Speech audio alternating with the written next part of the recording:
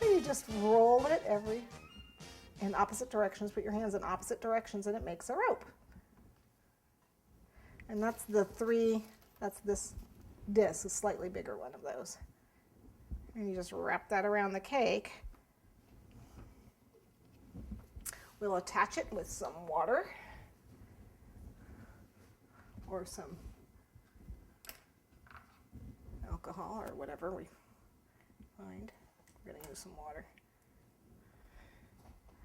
Oh, we could use buttercream too. I have buttercream. But I'm going to attach it with some water.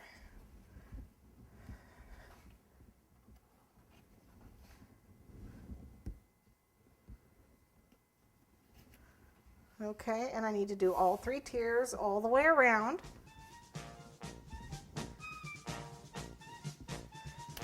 Okay.